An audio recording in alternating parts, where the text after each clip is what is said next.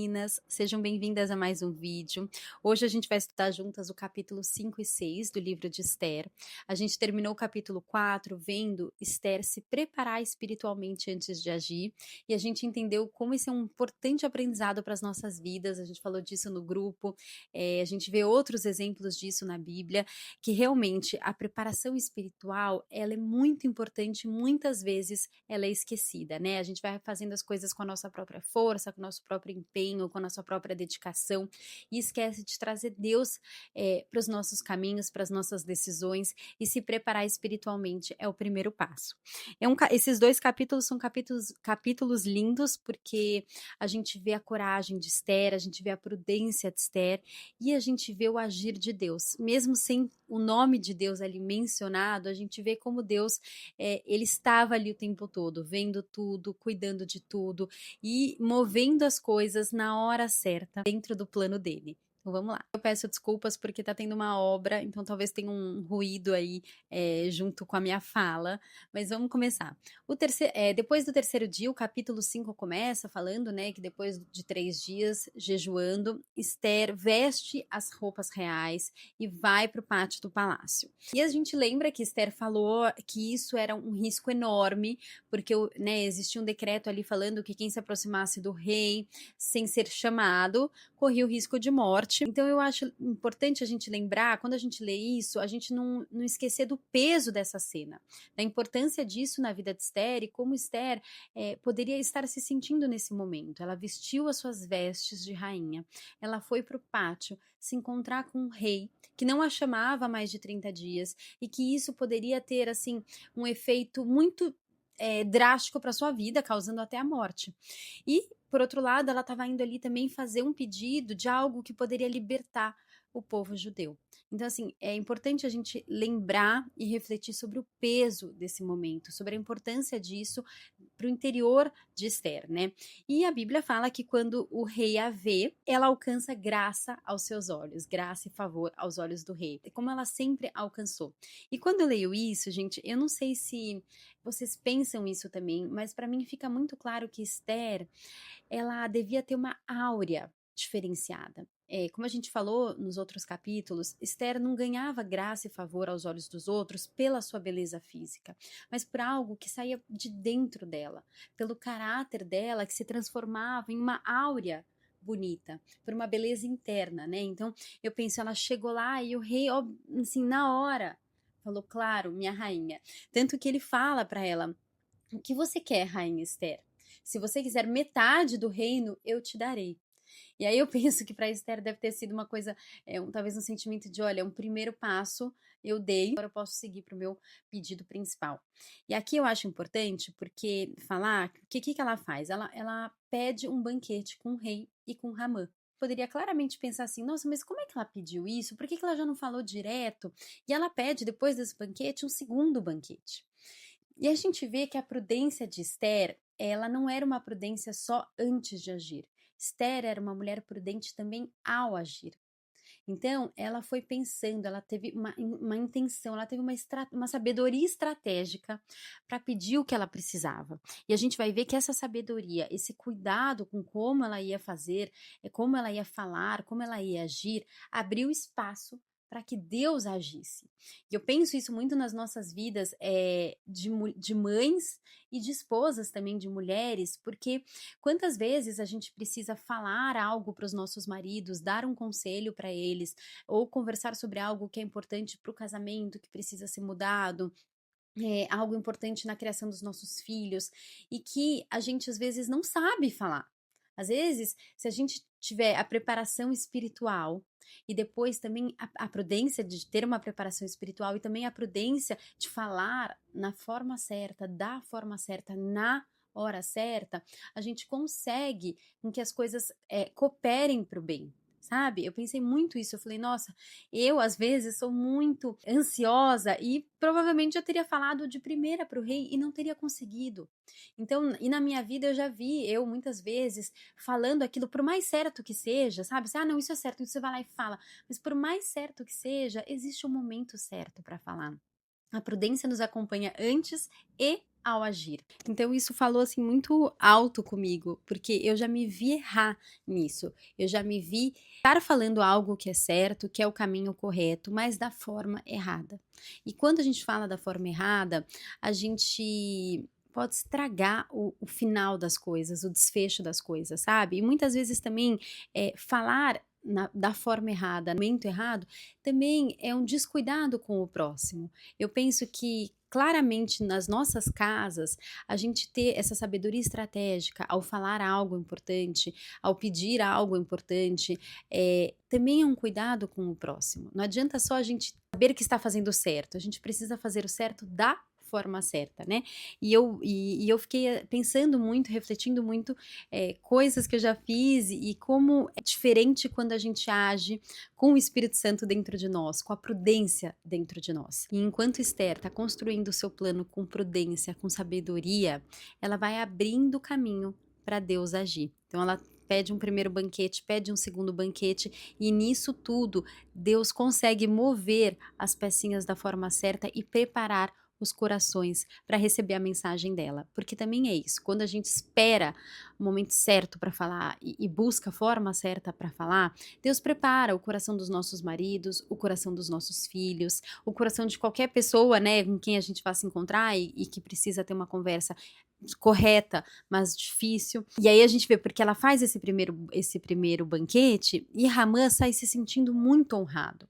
E Ramã, a gente já falou disso, ele tem um orgulho gigantesco. Sai todo glorioso e encontra Mordecai, que de novo não se ajoelha para ele, não faz as honras que ele gostaria que Mordecai fizesse. E ele chega em casa e conta para a esposa e conta para as pessoas que ele teve esse prestígio todo, mas que Mordecai continua não honrando ele. E aí eles, né, chegam a um plano de enforcar Mordecai.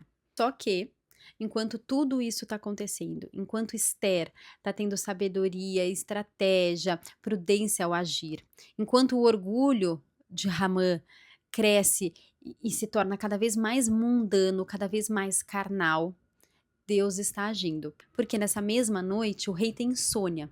E aí ele pede para ler todas as crônicas do seu reinado. E nessas crônicas ele relembra que Mordecai salvou ele de um assassinato.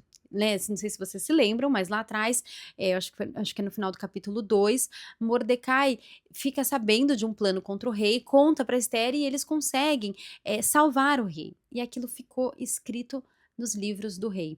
E isso é importante, gente, porque tem uma simbologia assim, porque nada do que a gente faz de bom é esquecido por Deus.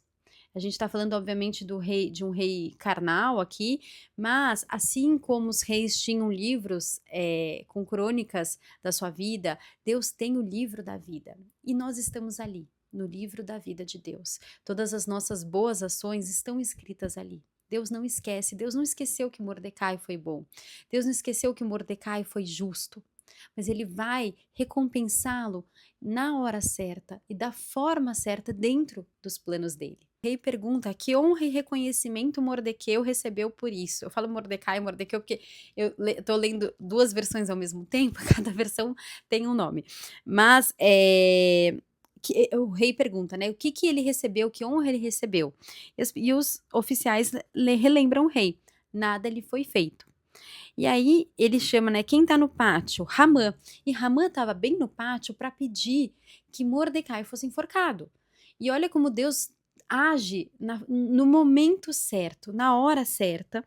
E aí ele fala, então chame Ramã. E aí ele pergunta para Ramã, o que você acha que deve ser feito com alguém que honra o rei, com alguém que é bom para o rei? Decide honrar Mordecai através de Ramã.